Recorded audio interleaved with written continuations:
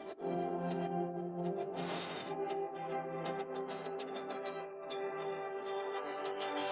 Students, welcome back to my channel. मैं हूं दीक्षा। आज का हमारा टॉपिक है बीओडी, जिसका नाम है बायोकेमिकल ऑक्सीजन डिमांड या बायोकेमिकल ऑक्सीजन मांग। इसका मतलब होता है जो 1 लीटर जल में उपस्थित ऑक्सीजन की वह मात्रा जो सूक्ष्म जीवों द्वारा ऑक्सीजन को अवशोषित करके ली जाती है, या फिर हम इस प्रकार से भी कह सकते हैं कि जल में पाए जाने वाले सूक्ष्म जीवों द्वारा ऑक्सीजन को अवशोषित किया जाता है और उसको कम किया जाता है, जिससे उसकी डिमांड बढ़ती है। यानी कि ऑक्सीजन की जब कमी होगी तो उसकी डिमांड बढ़ेगी, इसलिए इसको क्या नाम दिया गया है बायोकेमिकल ऑक्सीजन डिमांड। यानी कि ऑक्सीजन की जब डिमांड जल में ज़्यादा होती है, क्यों होती है? क्योंकि सूक्ष्म जीवों द्वारा ऑक्सीजन को ऑक्सीडाइज कर दिया जाता है, यानी कि उसको विघटित कर दिया जाता है, यानी तोड़ दिया जाता है, तो ऑक्सीजन की मात्रा कम बचती है, इसलिए ऑक्सीजन की डिमांड हो जाती है। तो बीओडी का मतलब क्या होता है? बायोकेमिकल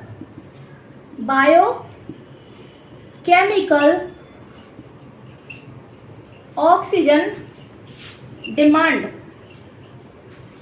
तो आज का हमारा टॉपिक है बीओडी, जिसका पूरा नाम है बायोकेमिकल ऑक्सीजन डिमांड, यानी कि जैव रसायन, हिंदी में क्या कहेंगे? जैव रासायनिक ऑक्सीजन मांग। इसकी डेफिनेशन यदि हम देखें तो 1 लीटर जल में उपस्थित ऑक्सीजन की वह मात्रा जो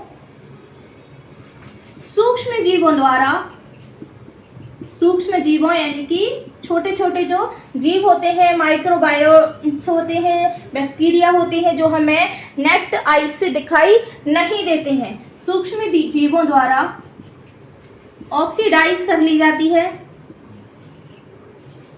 ऑक्सीडाइज करके उसे विघटित किया जाता है, यानी कि इसको तोड़ दिया जाता है, विघटित कर दिया जाता है,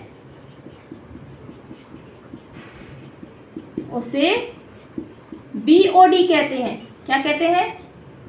बीओडी, यानी कि बायोलॉजिकल ऑक्सीजन डिमांड कहते हैं। तो सूक्ष्म जीवों द्वारा कार्बनिक पदार्थों को विघटित कर दिया जाता है, जिससे ऑक्सीजन की कमी हो जाती है, और इसी जब कमी होती है तो इसकी डिमांड ज़्यादा बढ़ जाती है, किसकी? ऑक्सीजन की।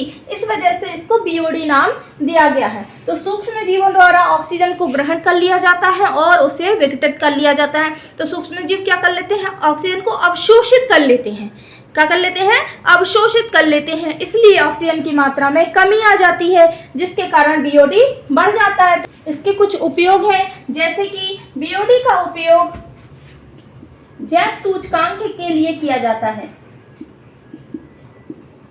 इसके अलावा जल की मात्रा का गणन, यानी कि मात्रा को मापने के लिए भी किया जाता है। जल की मात्रा को मापने के लिए बीओडी का प्रयोग किया जाता है, यानी कि जल में ऑक्सीजन कितनी है, उसमें प्रदूषण कितना है। तो और ये भी एक बात होती है कि जब बीओडी ज़्यादा होता है तो प्रदूषण भी ज़्यादा होता है, यानी कि जल का जो प्रदूषण है, प्योर जो वाटर है, कितना प्योरीफाई है, ये भी हम बीओडी के द्वारा जा सकते हैं। यानी कि जितना अधिक क्या होता है, बीओडी अधिक होता है, उतना अधिक जल भी प्रदूषित होता है। तो जल के प्रदूषण का पता कैसे लगा सकते हैं? बीओडी को माप करके लगा सकते हैं। इसके अलावा इसका उपयोग जल में कार्बनिक पदार्थ की मात्रा का पता लगाने के लिए भी किया जा सकता है, और इसका विघटन करने के लिए भी किया जा सकता है, कार्बनिक पदार्थ के विघटन के लिए। और ये विघटन कौन करता है? सूक्ष्म जीवों के द्वारा ये विघटन होता है। तो जैव रासायनिक ऑक्सीजन मांग, यानी कि बायोलॉजिकल ऑक्सीजन डिमांड, इसका पूरा नाम है बीओडी का। ये फुल फॉर्म भी एग्जाम में आ जाता है, कॉम्पिटिटिव एग्जाम में, कि बीओडी का फुल फॉर्म क्या है, तो वो आपको यहाँ पे कुछ भी दे देंगे, मतलब थोड़ा सा नाम चेंज कर देंगे और आप कंफ्यूज हो जाएंगे। तो इसका पूरा नाम अच्छे से याद रखेंगे, बायोकेमिकल ऑक्सीजन डिमांड, या फिर बायोलॉजिकल भी हो सकता है, तो आप नाम जरूर याद रखेंगे, बायोकेमिकल ऑक्सीजन डिमांड, क्योंकि ये 12th के एग्जाम में रिक्त स्थान में, सही जोड़ी में, किसी भी तरह से ये ऑब्जेक्टिव क्वेश्चन में ये पूछा जा सकता है।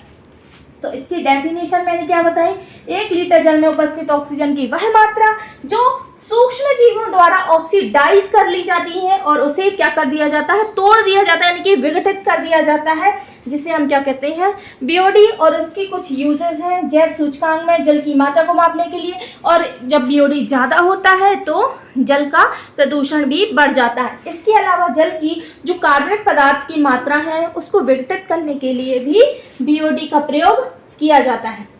तो स्टूडेंट्स, ये रहा आज का वीडियो। उम्मीद है आपको ज़रूर पसंद आया होगा। मेरे चैनल को सब्सक्राइब कीजिए और मेरे वीडियो को लाइक शेयर ज़रूर कीजिएगा। Thank you. Thanks for watching the video. कृपया वीडियो को लाइक शेयर एंड सब्सक्राइब कीजिए। अगला लेक्चर जल्द ही लेके आएंगे। तब तक नोट्स बनाइए, रिवीजन कीजिए और अच्छे से पढ़ते रहिए। Thank you.